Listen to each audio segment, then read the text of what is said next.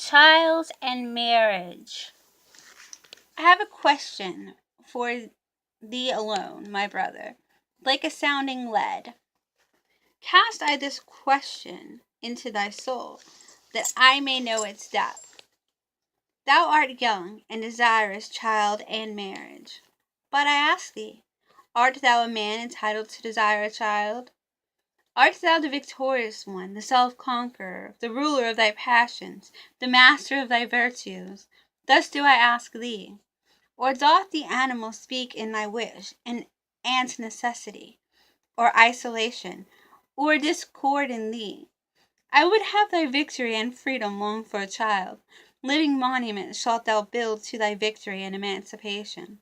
Beyond thyself shalt thou build, but first of all must thou be built thyself, rectangular in body and soul. Not only onward shalt thou propagate thyself, but upward. For that purpose may the garden of marriage help thee. A higher body shalt thou create. The first movement, a spontaneously rolling will, a creating one shalt thou create. Marriage. So call I the will of the twain to create the one that is more than those who created it. The reverence for one another, as those exercising such a will call I marriage. Let this be the significance and the truth of thy marriage.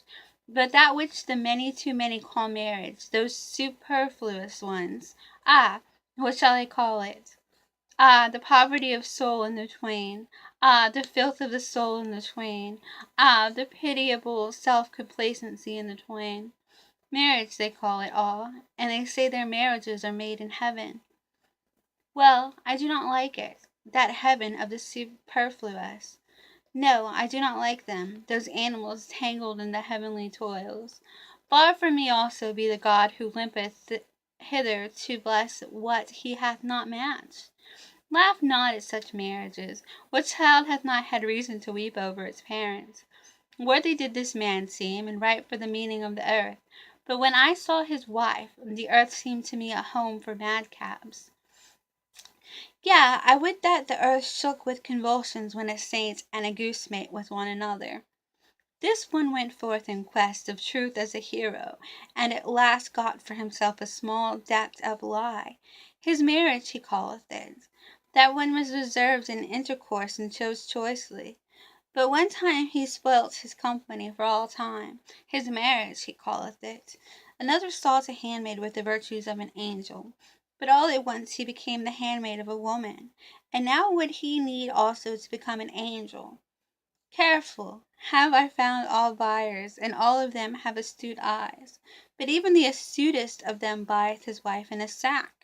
Many short follies, that is called love by you, and your marriage putteth an end to many short follies with one long stupidity.